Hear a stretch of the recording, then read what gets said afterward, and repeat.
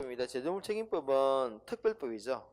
특별법인데 그래서 이 법은 여러분 그 재정물책임법 그 네 번째 줄 보시면은 그 민법 다섯 번째로 민법의 특별법이다. 그리고 이거는 자 무과실 책임으로 규정됐다. 이게 키입니다.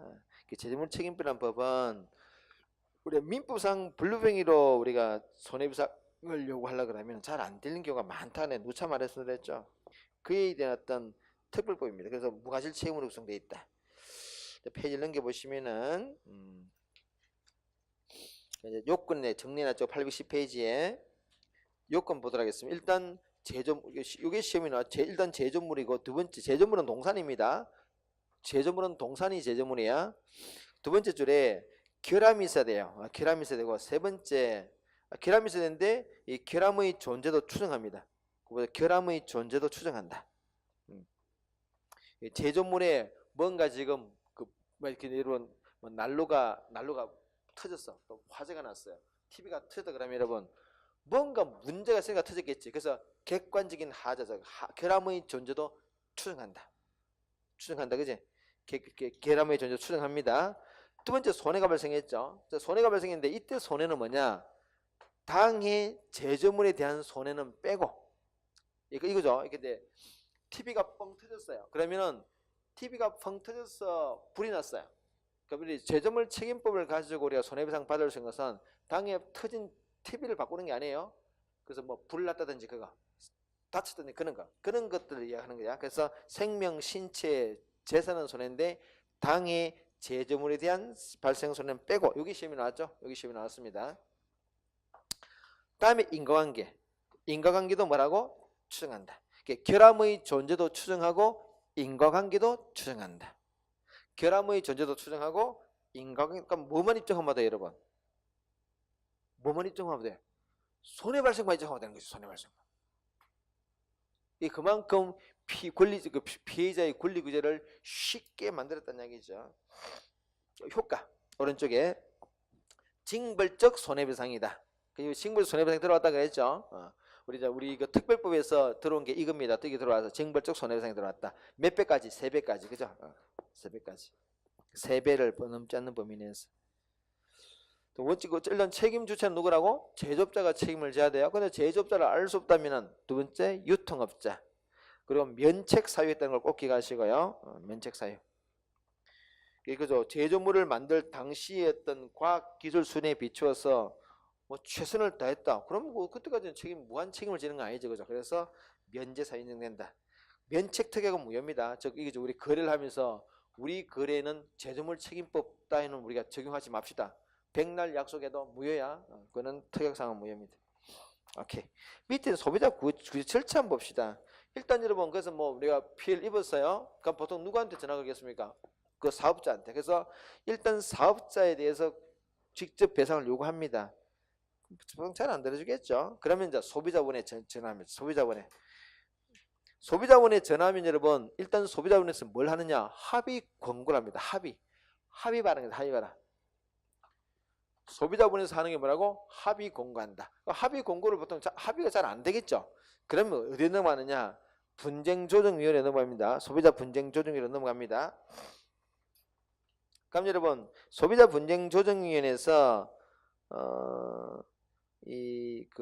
당사자가 조정 결정을 해줍니다. 근데 이 분쟁조정위원회에서 조정 결정을 반드시 수락해야 되는 건 아닙니다. 그냥 근데 수락한다면은 재판상 화해하고 왔다. 거기에 기억해 보시면은 세제조 보세요. 당사자가 수락하면은 재판상 화해 갔단 말은 판결과 똑같다 이 말이야. 그런 말입니다. 그 표현이 그런 말입니다. 이게.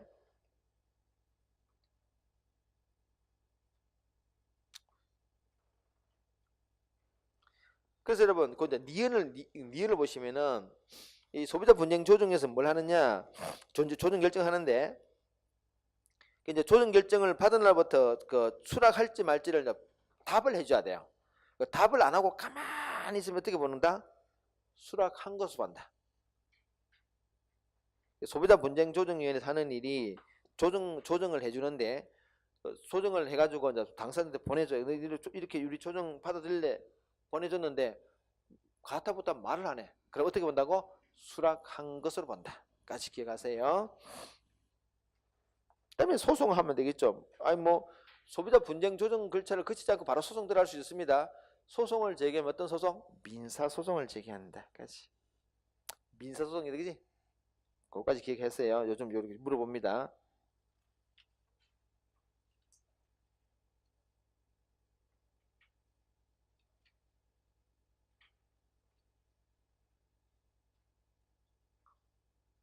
오케이. OX 한번 봐볼까요?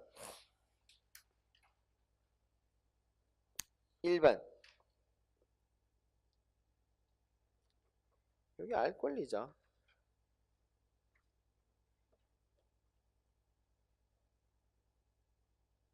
4번. 원칙이 7일이고 얘네들은 14일이에요. 10번. 뭐가 지금 11번요. 손해발생하면 되죠. 손해발생하면 되겠지. 결함도 추정하고 인과관계도 추정하고 제조업자의 고의가시는 아예 그냥 입증 대상이 아니죠, 그죠? 12번.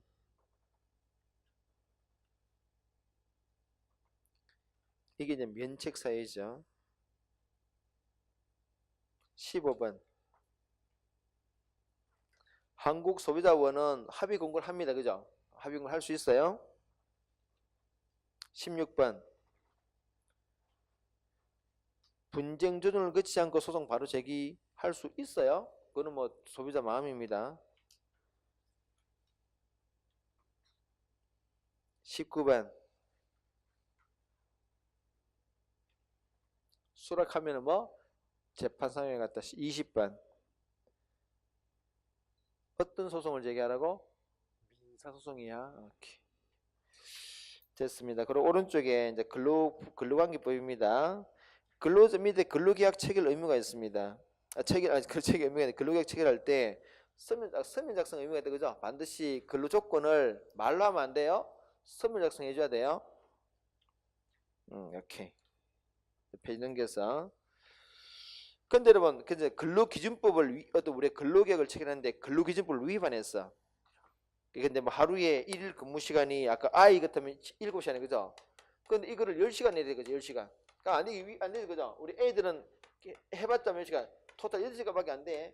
근데 이렇게 하면 이거 안 되지, 그지? 그래서 우리가 이런 식의 근로계약을 체결하면은 근로계약 자체가 무효가 아니라 얘만 무효다, 그죠? 그럼 얘가 이렇게 돼 있겠지, 이렇게.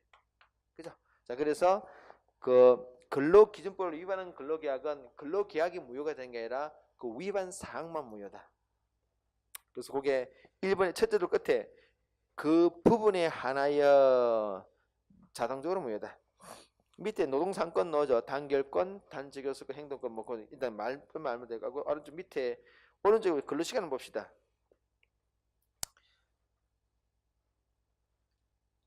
여러분 거기 임금 보세요. 임금은 그 약속한 날 하루도 늦으면 안 돼요. 그 첫째 끝에 임금 지급은 하루 늦으면 안 돼. 이게 근로기준 위반입니다. 하루 위반은 안 되고요. 그 다음에 반드시 근로계약서에 그 사항이 들어가야 되고요.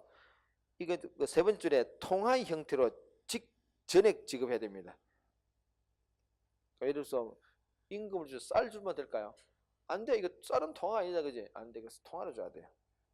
전액 지급 나눠주면 안 돼. 뭐 100만 원 주겠는데 가면은 뭐 오늘 100만 원 주고 오늘 50만 원 주고 일주일도 50만 원 안 돼. 그건 약속한 날 전액 딱 나가야 돼. 통화로. 근로시간 봅시다. 일주일 그 근로시간은 휴게시간을 빼고 40시간 초과 뭐 이거는 애나 어른이나 똑같아. 하루에 근로시간만 다르죠. 8시간. 연장 근무시간은 애들은 6시간인데 어른들은 12시간까지 가능해요. 그 휴게시간은 30분씩 줍니다. 4시간마다 30분 주고요. 오케이. 해고. 그럼 해고할 땐 여러분 반드시 그 사유가 있어야 되는데 한 달 전에 이야기를 해줘야 돼요. 그래서 부당 해고에 3번에 보시면은 해고 계획을 30일 전에 예고하지 않고 그냥 내일 오지 마. 그럼 그 자체가 부당 해고입니다. 30일 기억하시고요. 자, 페이지 넘겨 보시면은 부당 해고에 대한 권리구제 한번 볼까요? 이건 이제 순서를 물어봅니다. 내가 부당 해고 당해서 그러면은 싸우는 방법이 있어서 있는데, 첫 번째 노동위원회를 통해서 구제받을 수 있습니다. 그 노동위원회는 지방노동위가 있고 중앙노동위가 있는데, 인천지방노동위가 있고 서울중앙노동위가 있다는 얘기죠. 그럼 어떻게 하느냐? 일단 지방노동위를 찾아갑니다. 거기서 해결 안 되면 어디 간다고? 중앙노동위에 찾아가요. 거기서 해결 안 되면 뭐?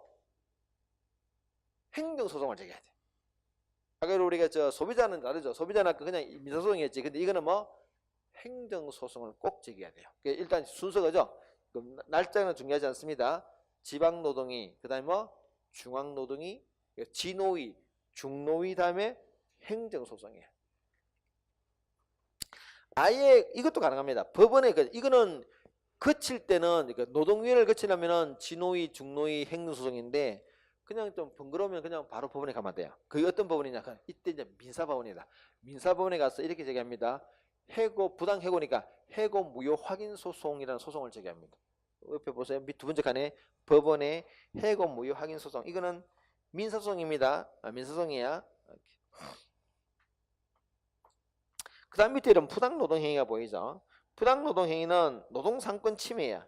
아까 노동상권 봤죠? 단결권, 교섭권, 행동권이 노동상권인데, 이거를 침해하는 행위를 부당노동행위를 한다. 일단 개념을 물어보기도 합니다. 가끔씩. 개념은 기본적으로 지문 자체에 들어간다는 얘기지. 그러면 이게 맞다, 그죠? 부당노동행위라는 것은 노동상권 침해. 여러분, 임금 체불은 부당노동행위입니까, 아닙니까? 임금 체불은 부당노동행위 아니야. 그냥 임금 안 줄 뿐이지 단결권 침해인 거 아니지, 그죠? 그래서 노동상권은 단결권, 교섭권, 쟁의권을 침해하는 것이지, 임금 이거는 부당노동행위 아니에요. 그냥 임금 체불이야, 그냥. 부당노동행위 아니다, 그죠? 자, 이 부당노동 개념을 꼭 기억하시고요. 그 중에서 밑에 이제 유형을 내가 조문을 적어냈는데, 이거 다 볼 필요 없고요. 핵심은 이겁니다. 너 노조에 가입을 하지 마. 너 채용해줄게. 다음 너 절대 노조 가입하면 안 돼. 이게 부당노동행위라는 거죠. 오른쪽 보시면은 환경계약 보이죠? 이 환경계약이 그 이야기입니다. 근로자를 채용하면서 이는 조건을 다는 거야. 너 노조에 가입하면 절대 안 돼. 너 노조에 가입하면서가 넌 안 돼. 잘려. 이렇게 하는 게 부당노동행위 대표적인 환경계약입니다. 환경계약.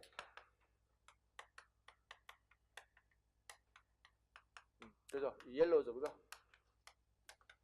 강아지 키운다. 강아지를 키운다는 얘기다, 그죠? 그래서 이 강아지 이런 환경계약은 뭐를 침해했습니까? 노동상권 중에서 이거 노조에 가입하지 말라는 거야. 그래서 거기에 두 번째 줄 보시면은 세 번째 줄 보세요. 첫 번째 개념입니다. 근로자가 노동조합에 가입하지 않거나 또는 탈퇴할 것을 조건으로 하는 그런 거다, 그죠? 근데 세 번째 줄에 뭐라고? 단결권을 침해했다. 세 번째 줄 보시면은 단결권을 침해했단 말이에요. 그래서 이건 여러분 근로계약 자체가 무효가 되는 게 아니고 노조 불가입 특약 사항만 무효다, 그지? 그다음에 부당노동행위에 대한 대처도 보세요. 똑같습니다. 근데 여러분 이 부당노동행위는 이거는 노동상권을 침해하는 것이니까 이거는 노동자 개인의 문제이기도 하거니와 이거는 노조의 문제이기도 해요. 그래서 이분의 부당노동행위는 대체해서 관료석에 보세요. 개별 근로자도 이거는 다툴 수가 있고 또 누구도 노조도 다툴 수 있다까지 기억해 한번 보세요. 노동조합도 다툽니다. 그래서 순서는 똑같아요. 노동위원회를 통하면 지노위, 중노위, 행정소송이에요. 오케이. 됐고요. 페이지 넘기겠습니다. 그 다음에 성리로 넘어가고요. 자, OX로 넘어가 볼까요? 1번에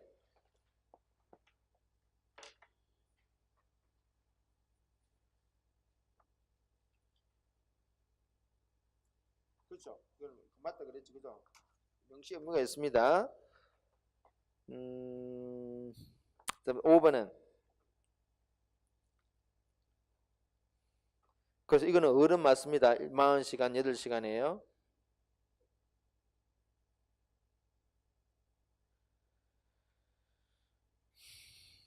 9번은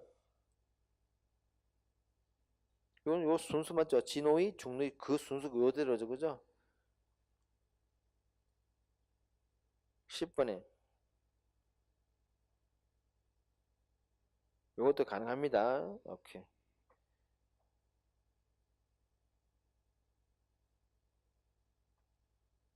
17번.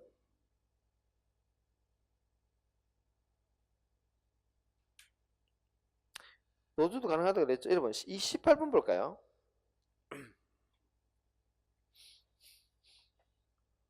여러분, 우리가 있잖아요. 지금 어떤 뭐 중앙노동위원회에서 어떤 결정을 내렸어요. 그럼 이게 사용자한테 불리할 수도 있겠지. 그럼 사용자도 다툴 수 있어야 되겠죠. 그래서 28번 보시면은 당연히 그 사용자도 중노위 결정에서 행정소송 다툴 수 있습니다. 노동자 측만 다툴 수 있는 게 아니라 사용자도 저 결정이 이상하다 그러면 다툴 수 있어야 되겠죠. 그죠? 가능합니다. 오케이. 자, 환경과 법입니다. 환경은 여러분 뭐 앞에서 다 봤고요. 그 옆에 보시면 환경 오염에 대한 법적 구제 1번의 사법적 구제. 이게 이제 환경 어떤 피해를 입으면은 사법적인 구제로서 민법상 불법 행위를 통한 손해배상을 구한다 이 말이에요. 그리고 아까 우리 앞에서 케이스 봤지, 그지? 그 석재를 채취 허가받은 그런 경우에 똑같습니다. 이게 사법적 구제입니다. 민법상 손해배상이에요. 첫째 줄 보세요. 환경 오염이 민법상 불법 행위의 책임 요건을 충족한다면은 손해배상을 청구할 수 있다, 그죠? 오케이, 넘깁니다. 다음에 공법적 규제입니다. 공법적 규제는 일단 1번에 이게 아까 여러분 우리 아까 전에 A 업체 A 회사가 군수의 그 허가를 받아서 석재 채취한 그 케이스 기억나죠, 그죠? 그때 뭘 했습니까? 그 허가 취소소송을 되겠지, 그지? 그게 1번에 이거예요. 행정소송과, 그리고 만약에 군수가 뭐 좀 뇌물을 받아먹고 했다 그러면 뭡니까? 국가배상까지 청구할 수 있습니다. 그게 행정소송과 국가배상제도. 다음 2번에 뭐 아까 환경분쟁 조정제도 있다 그랬죠? 오케이, 그렇게 기억하면 되겠습니다. 오른쪽에 여러분 환경평가제도 있습니다. 이게 우리가 대규모 사업을 하려 그러면은 그냥 했었는 게 이 사업이 환경에 어떤 영향을 미치는지를 우리가 미리 사전에 검토를 해봐야 돼요. 그런 제도가 있던 환경의 평가 제도입니다. 그러니까 여러분 그냥 이런 제도가 있다면 알면 돼. 밑에는 지식재산권 보겠습니다. 지식재산권 종류가 두 가지가 있습니다. 산업재산권과 저작권. 이거는 암기사항입니다. 산업재산권은 종류가 네 가지가 있다. 그냥 암기해야 돼. 그냥 이거만 알면 특허권, 실용신앙권, 디자인권, 상표권. 네 가지 그냥 암기. 오른쪽에 여러분 그 옆에 뭐 20년 10년 15년 이건 암기할 필요 없고요. 이 산업재산권의 여러분 특징이 뭔가니까 이거는 등록을 꼭 해야 돼요. 행정과 신고에 등록을 안 하면 이건 보험 못 받습니다. 그런데 밑에 저작권 보세요. 저작권은 오른쪽 끝에 이거는 등록할 필요 없이 그냥 저작물이 생기는 순간 그 자체가 객관적으로 인정되면은 등록 여부와 관계없이 보호받는다. 70년 동안. 기억하시고요. 오케이. 넘깁니다. 그 정도만 기억하면 될 것 같아.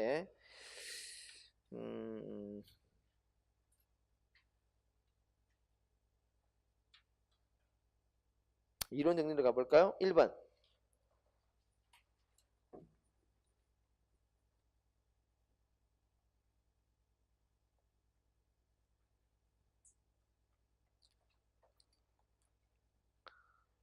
산업재산권 여러분 특허, 실용신안, 디자인, 저작권은 별개지, 그지? 그 저작권 빼고는 내용이 다 들어가 있네.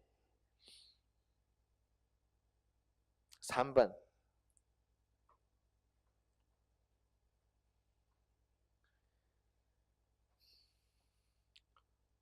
환경 분쟁은 누구랑 누구 사이에 발생했습니까? 주민과 공장 사이에서 발생했지, 그지? 그래, 지자체 짱이 아니라 공장 업주를 상대로 해야 돼요. 5번. 그때 우리 민법 공부할 때 환경정책기본부가 제정물 책임법 무슨 법? 무과실 책임을 했죠, 그죠? 7번. 이건 등록할 필요 없다. 등록과 관계없이 일단 저작물이 객관적으로 생기는 순간 보호받는다.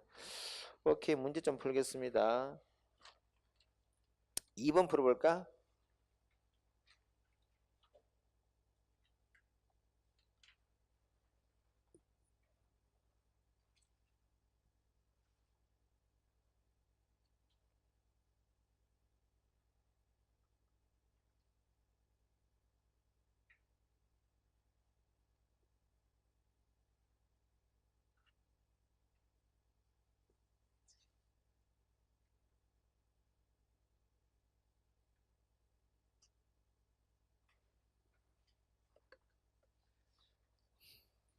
자, 1번에 여러분 법관이 적용할 수 있는 형벌이라는 보면 성문의 법률만 가능하지, 그지? 그래서 우리가 관습형법 금지라 그랬습니다. 틀렸다. 2번에 1번에 말 틀렸네, 그죠? 2번에 형벌법규는 시행된 이후 이게 뭡니까?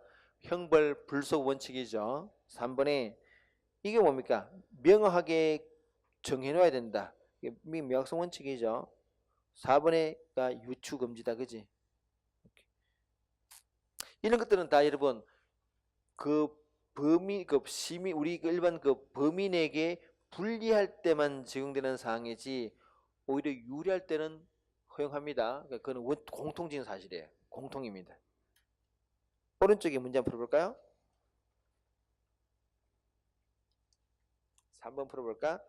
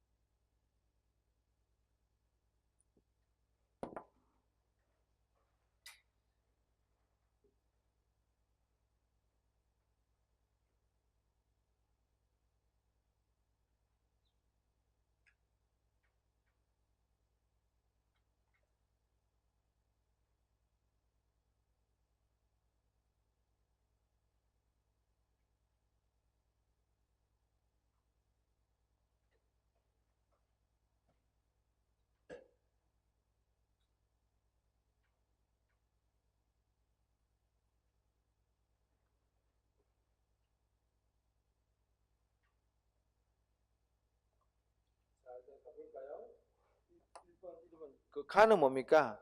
가는 구성 요건에 해당성이 없는 경우고 나는 위법성이 없는 경우죠. 다는 책임 조각 사유다, 그지? 이렇게 1번에 자기 물건을 타인의 것으로 착각하고 훔쳤대. 이게 이제 구성요건에 해당성이 없는 경우죠. 절도죄는 뭡니까? 타인의 물건 훔쳐야 돼. 근데 자기가 이게 구성요건 해당성에 문제가 없어. 해당성 없어. 그러니까 1번에 맞다, 그지? 2번은 뭡니까? 이게 뭐 예를 들어서 뭐 자구행위 정도 해당되겠죠. 그럼 당연히 위법성 조각성에 맞지.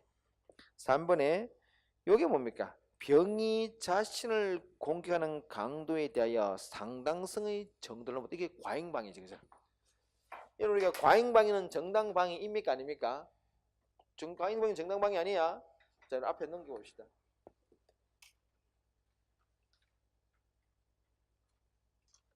거기에 저 758페이지 정당방위 파트에 그 758페이지 위에 그 디귿 상당성 보세요. 정당방위 파트야. 디귿의 상당성 보시면은 자, 제대로 체크합니다. 이거 아니고 이 정당방위 758페이지 아니고 그 757페이지 보세요. 757페이지 그 리얼에 봐봐. 상당한 이유가 있을까? 자, 첫째 것을 줄 거겠습니다. 상당성이 없는 경우는 과잉방위고 정당방위 아니야. 이 말을 보니까 범죄가 성립한다 이 말이죠, 그지? 예를 몇 년 전에 이런 일이 있었죠, 그죠? 이 아들이 집에 이제 밤늦게 12시가 넘어서 집에 들어오니까 엄마는 자고 있고 아파트 문을 딱 여는 순간 도둑놈이 있는 거야. 그 도둑놈이 막 물건 훔치는 도중에 사람 들으니까 지도 막 놀란 거야. 도망가는 겁니다. 도망가는데 이 아들이 그 도망가는 그 도둑놈을 잡고 옆에 이제 우리 빨래 건조대 있죠. 빨래 건조대에 빨래 건조대를 잡아가지고 폈단 이야기죠. 펴가지고 도둑님께서 좀 크게 다쳤죠, 그죠? 자, 그래서 그때 우리 판사가 어떻게 했습니까? 과잉방위다. 아들 처벌했죠, 그죠? 근데 그때는 이런 게 있었어요, 여러분. 상황 자체가 이런 거야. 아들 떡대가 굉장히 좋았대. 한등친 거야. 근데 이게 도둑놈은 진짜 외소했답니다. 근데 막 떡대 같은 아들 들어오니까 도둑이 막 지어 놀란 거야. 놀래도 막 도망가는 게 같이 싸운 게 아니라 도망가는 걸 잡아가지고 했단 것이. 판사가 야, 그거는 그럴 필요 뭐 있냐 이거지, 그지? 그게 과잉방위야. 한때가 시끄럽습니다, 그거. 아니 그러면은 우리가 뭐 도둑 들어오면은 키가 얼마 정도 되는가요, 혹시? 몸무게 얼마 됩니까? 혹시 뭐 손에 뭐 들고 있는 게 없습니까? 그래요? 그러면 제가 아무것도 키도 잡고 아무것도 없으니까 저부터 그냥 가만히 앉아서 이게 아니잖아요, 그죠? 그러니까 우리가 서로 당황하면 할 수도 있지. 그래서 그래 조금 그래 좀 말이 많았어. 근데 뭐 일단 엄게 냉정하게 보면은 그거는 과잉방위로 볼 수도 있어요. 그러니까 과잉방위는 정당방위 아니야. 다 넘어갑니다. 앞에서 지문 들어가서. 오케이. 그래서 자, 3번이 그야. 그 상당성을 넘는 방행위는 나가 아니죠. 그냥 뭐 위협하는 게 처벌한다는 이야기 아까 이게 틀렸네. 4번은 뭡니까? 위증하지 않으면 죽이겠다. 이게 이제 강요된 행위죠. 그죠? 이거는 무죄입니다. 이거는 책임조항 사유 맞아. 다 맞습니다. 5번도 맞네. 친구가 자신을 죽인다는 환상에 빠진 심신상정. 이게 뭡니까? 환각범이죠. 그죠? 이게 이제 심신상정에서 책임 그 조항 사유다. 그치? 다 맞습니다. 오케이. 자, 페이지 넘겨서 뭐 그렇게 이제 보면 돼요. 이런 그렇게 풀어 나가시면 돼요. 넘겨서 이제 줄로 넘어가 봅시다. 오늘 우리 저 부분으로 12번 볼까?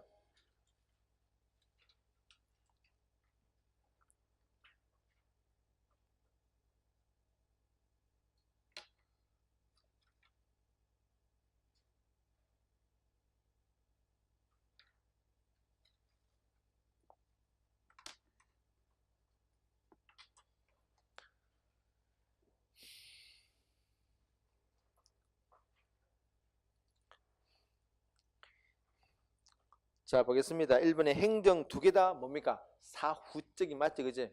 2번에 여러분 아까 위법성과 부당성을 따지는 것은 행정 심판만 따지죠. 이게 틀렸네. 3번에 오케이. 됐고요. 오른쪽 13번을 풀어볼까요?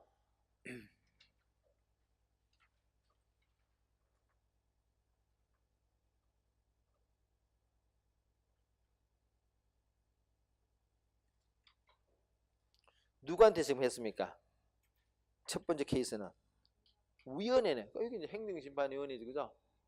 최소심판이겠네. 두 번째는 법원에. 근데 아무런 표시를 하지 않았대. 뭡니까? 부작위지. 그래, 부작위 위법 확인 소송. 이렇게 14번 풀까요?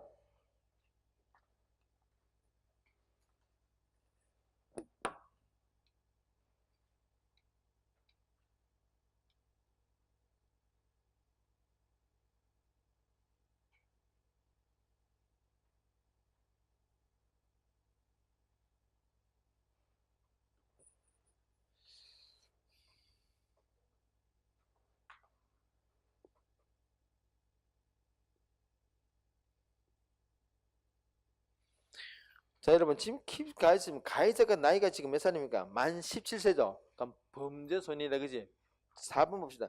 범죄소년은 아까 얘기했죠. 이거는 원칙적으로 범죄가 성립해. 기소하면은 형사법원에 처벌하겠지. 근데 얘를 소년법원에 보낼 수도 있지. 그러면 소년법원에서 뭐 합니까? 보호처분. 그래서 4번에 보세요. 법원 소년법에서 형사처벌한 게 아니라 법원 소년법이 소년법원입니다. 이거는 보호처분하는 데야. 이렇게 넘기겠습니다. 그 뒤에 1번 제가 한번 풀어봅시다. 18번 한번 풀어볼까? 18번은 옛날 책은 없어요. 이거 올해 문제입니다. 그 문제 내가 말을 해줄 때 한번 들어봐봐. 18번 풀어보세요.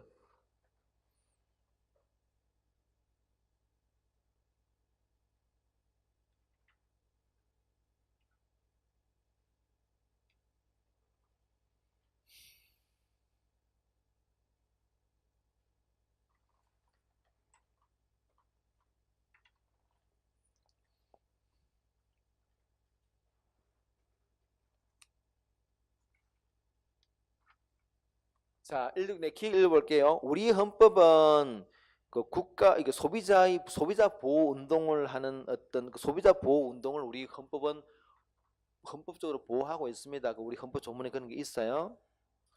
뒤에 확인을 해볼까요?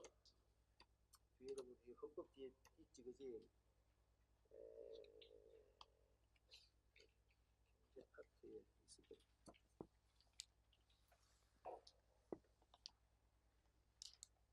여러분 그게 우리 880페이지 펴봐. 그 헌법 제 124조 펴보세요. 헌법 124조. 읽어봐봐.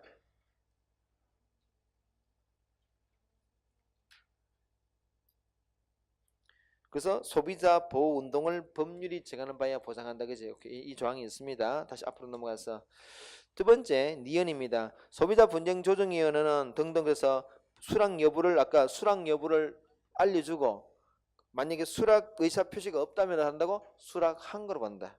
이것은 지금 수락을 거부한 것으로 본 게 아니라 수락한 것을 본다. 이게 틀렸다, 그지? 디귿에 제조물 책임법은 여러분 우리가 뭘 입증하라 그랬습니까? 결함과 결함 존재도 추정된다. 그리고 우리는 뭐 손해 발생만 입증해야 된다. 인과관계도 추정된다 그랬지. 그래서 자 디귿 읽어보겠습니다. 두 번째 줄에 제조업자의 과실이 있었고 그 과실로 인한이란 말이 이게 뭡니까? 과실로 인해서 이게 인과관계란 말이야. 과실로 인해서 생겼단 말이야. 인과관계란 말이야. 그래서 인과관계란 말은 없지만은 뭐뭐로 인해서 이런 결과가 초래다. 그게 인과관계란 말이지. 그래서 인과관계 입증할 필요 없죠. 다 추정된다. 이게 결함도 추정되고 인과관계도 추정되고죠. 과실은 입증할 필요 없죠. 이게 틀렸네, 그지? 디귿이 틀린 거야. 디귿은 지금 과실도 입증하라, 인과관계 입증하라는데 두 개 다 입증할 필요 없죠. 리얼에 국가는 그 소비자의 사업자의 부당한 행위를 지정 고시합니다. 이거는 뭐 좀 전문적인 표현이니까 그런 조항이 있습니다. 그래서 일단 우리가 여러분 이 뭐 리얼 지문 모른다 하더라도 리얼 지문 안 들어간다 하더라도 이렇게 디귿 지문 자체를 우리가 이거는 공부를 해서 알다, 그지? 그래서 이거는 찾아낼 수 있습니다. 답은 그래서 뭡니까? 기억과 리얼이다. 그러니까 니은 디귿 지문 우리가 아는 지문이니까 기억 리얼이 지금 오케이 그렇게 참nom하도록 하겠습니다. 됐고요. 지금부터는 이제 국제 정치로 넘어갑니다. 오케이. 자, 법은 이렇게 해서 끝났어요. 끝났고 이제 국제입니다. 국제는 정치와 법을 함께하니까 같이 보도록 하겠습니다. 이런 특징입니다. 국제 사회는 일단 국가 단위입니다. 국제 정치의 기본 단위는 국가라는 거죠. 주권 국가라는 거지. 주권 국가는 여러분 형식적으로는 대등하다고 평가합니다. 그런데 실제로는 대등하지 않죠. 그래서 1번에 니은에 보세요. 현실적으로는 주권은 평등하지 않다. 자, 그래서 3번 지문이 이제 의미가 있죠. 국제사회에서 뭐가 없다고? 중앙정부가 없다는 이야기지. 중앙정부 없어. 그래서 미국이 마치 중앙정부 역할을 하려고 하죠. 그죠?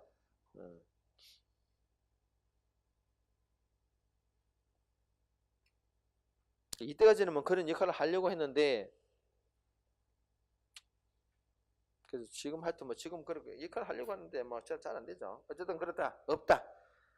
4번에 그렇다 해서 완전한 무정부는 아닙니다. 아까 미국처럼 그런 강력한 나라들이 마치 중앙정부 같은 역할을 하기 때문에 어느 정도 질서는 유지되고 있다. 준 무정부 상태로 간다.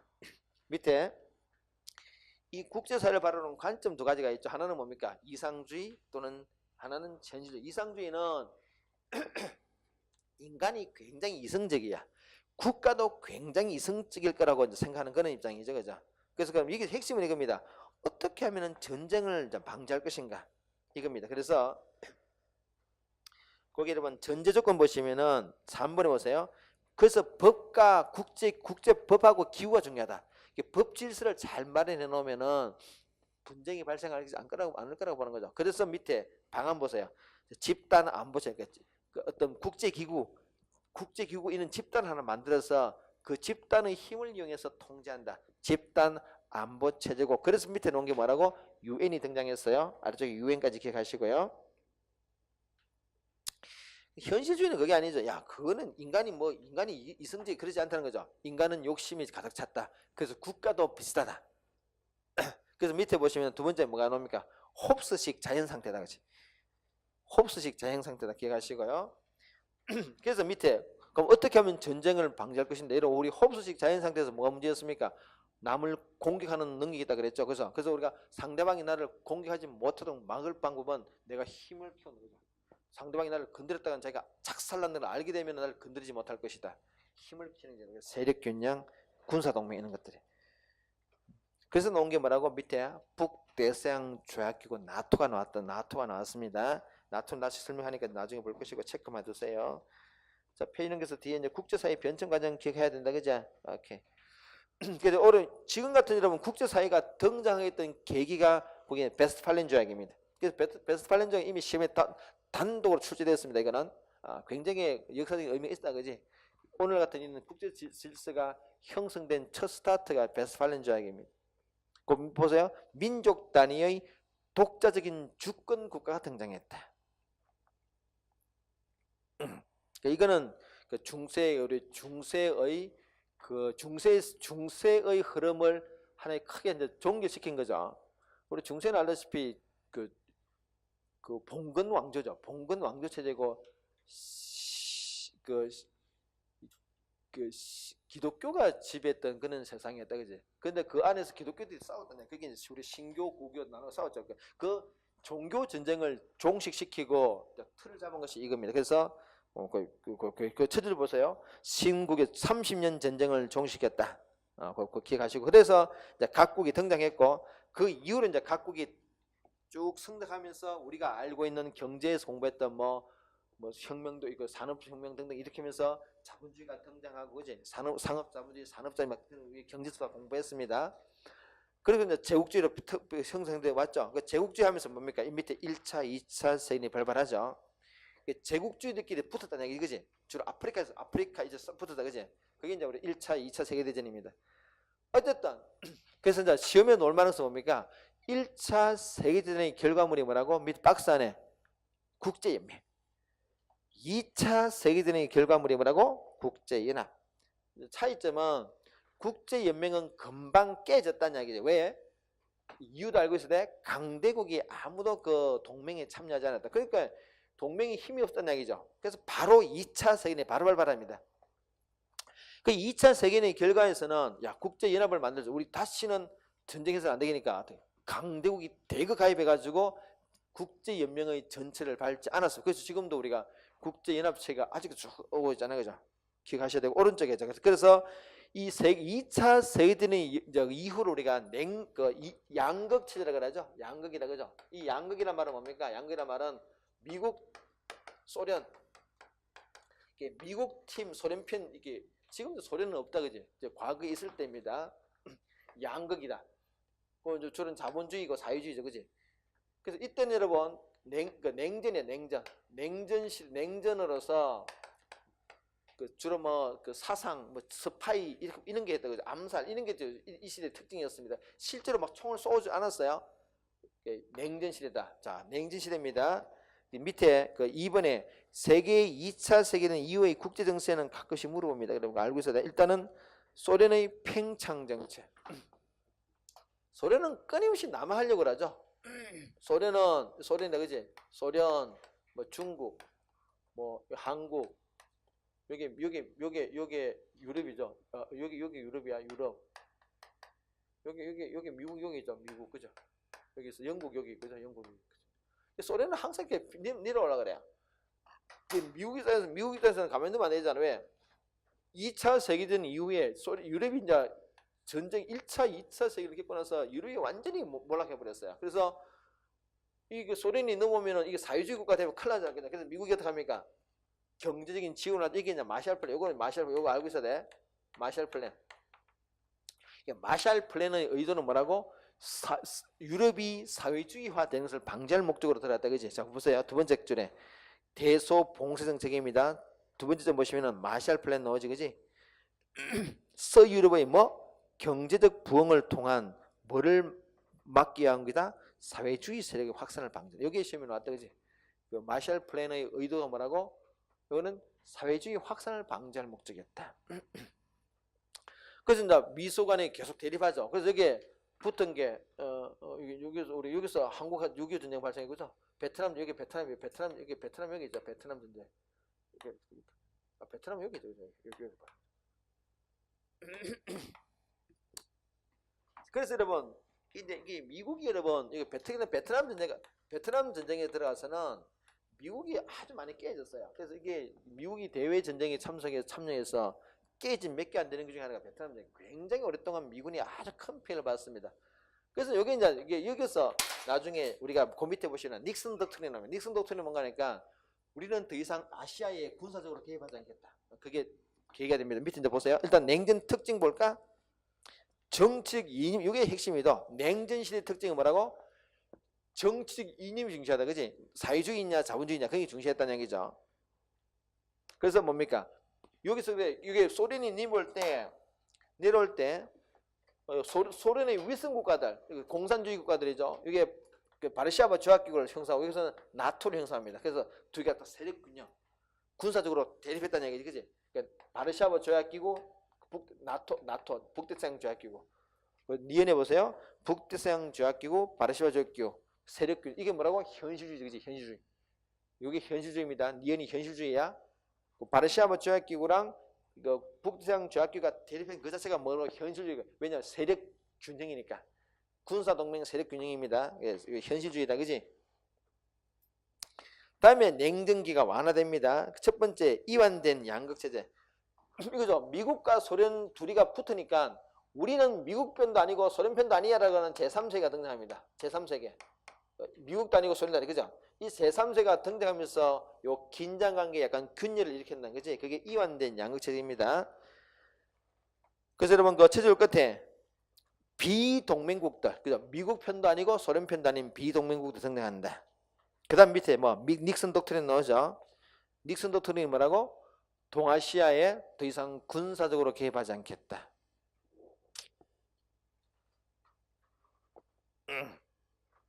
다음 밑에 이제 냉전 종식입니다.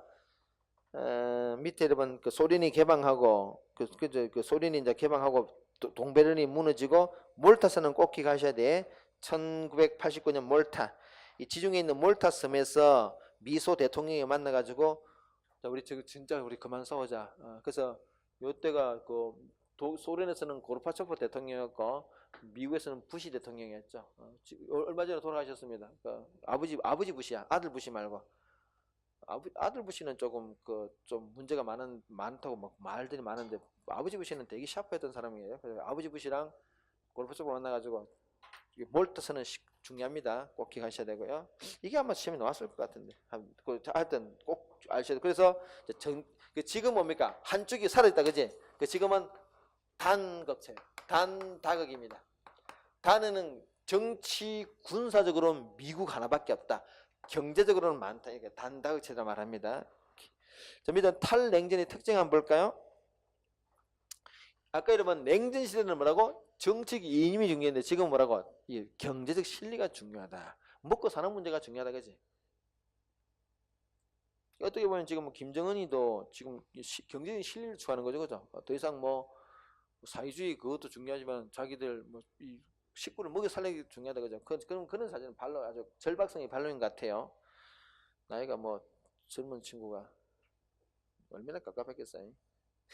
사방에는 적밖에 없고 지 입장에서는 본인 입장에서 사방이 다 적이잖아, 그지?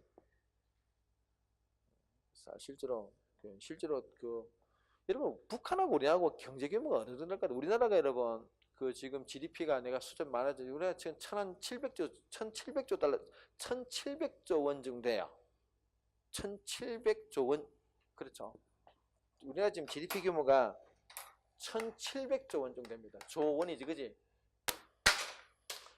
북한이 우리가 북한이 몇 배쯤 될까요? 1번 10배, 2번 20배, 3번 30배, 4번 40배. 우리나라가 북한보다 GDP 규모가 얼마 정도 될까요? 1분이라고 생각하는 사람, 2분이라고 생각하는 사람. 눈치 볼 거 없어. 나도 답 몰라. 3번이라고 생각하는 사람, 4번 생각하는 사람, 4번이에요. 우리가 한 45배 정도 커요. 여러분, 이게 사실 현대전은 돈 전쟁이거든. 돈 없으면 전쟁 못해요. 이게 북한이 우리를 할 수가 없어. 이게 이미 경제적으로는 게임이 안 돼요. 북한 여러분 지금 비행기 훈련을 못한다고 하잖아. 기름이 없어가지고. 이게 무슨 전쟁을 하겠어요. 그러니까 핵폭탄 하나째 목숨 건 거야, 지금. 핵폭탄이 어떻게 보면 가장 돈 적게 들이고 폼 날 수 있는 그런 거야. 뻗어 잡을 수 있는 거야. 이게 굉장히 경제적인 거죠. 경제적인 무기가 핵무기가 사실은.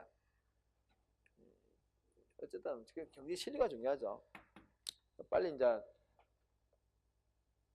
빨리 좀. 근데 참 이게 이 트럼프 형님이 좀 도와줘야 되는데 지금 잘 안 도와주고 있는 것 같아. 이 양반이 좋게 좀 이 셈이 너무 빨라가지고 좀 그런데 어쨌든 간에 내 정리하겠지만 지금 미국이 있는 스탠스 같아요. 미국, 북한 시장이 사실은 이 지구상에 남아 있는 몇 개 안 되는 지금 미개척지야. 저기는 누가 가서 깃발 꼽는 게 임자야. 우리나라의 기업에서 어떻게 하고 있겠습니까? 우리가 빨리 깃발 꼽고 싶죠, 그죠? 근데 누가 지금 딱 맡고 있습니까? 미국이. 너희들 들어가지 마. 여러분 지금 미국이 어느 정도 통장을 하니까 우리가 여러분 그 북한에다가 이렇게 뭘 좀 보내고 싶으면 절대 못 보내요. 모든 것을 좀 통제합니다. 심지어는 있잖아요. 진짜 여러분 생수 한 병도 못 들고 가요. 허락 없이 못 들어갑니다. 심지어 그렇습니다. 굉장히 지금 통제를 많이 받고 있어요. 굉장히 심각합니다. 이게 그래서 얼마 전에로 우리가 뭐 보수지에서 우리나라 우리 여기서 뭐 북한에다가 뭐 귤을 뭐 300만 톤인가 300톤 300톤인가 보냈다 했는데 보내줄 수가 없어요. 진짜 귤 하나 못 보내줍니다. 허가 안 받거나. 굉장히 통제를. 그래서 지금 통제하면서도 합니까? 내가 그 이야기죠. 통제하면서 지금 미국 기업들은 접촉하고 있어요. 우리는 절대 하고 빨리 가. 지금 굉장히 문제가 많아요. 문제가 많고 그게 이제 어떻게 보면 국제 정치의 냉혹함이에요. 그럼 우리가 힘이 약하다 보니까 어쩔 수 없는데 어쨌든 갑자기 옆으로 샜다 이야기가 그런 거 세상이 그런 거란 거지, 그지? 겉으로 보이는 게 다가 아니에요. 그때 나가야 되겠지. 어쨌든 그렇더라. 다음에 여러분 2번에 다양한 행위주체가 등장해요. 지금까지로 주로 국가 단위인데 국가 단위를 벗어나는 그 초국가적 행위체 같은 것들 나중에 공부합니다. 그리고 3번에 그 국지적 분쟁. 이건 세계 대전은 없지만은 조그만 나라끼리 중동 분쟁 많잖아요. 그죠? 국지적 분쟁이 굉장히 많다. 그리고 밑에 블록화와 다각화가 동시에 생긴다. 이게 블록화가 주로 되겠죠. 우리 한미 FTA 같은 것들이 끼리끼리 한번 해보자는 거야. 끼리끼리 하는 것다. 우리 남북 문제란 말은 뭡니까? 이거는 잘 사는 나라와 못 사는 나라였던 분쟁이 시작됐다. 옛날에는 여러분 이게 냉전 시대 때는 이념 전쟁이 그걸로 동서 문제라고 합니다. 동서 문제가 심각했는데 지금은 그 이념의 장벽이 끝나고 경제 부자화 가능성이 이걸 남북 문제라 그래. 남북 문제. 그게 두 번째로 중간에 보세요. 경제적 격차 문제다, 그지? 오케이, 그거 체크하시고요. 잠시 끊겠습니다.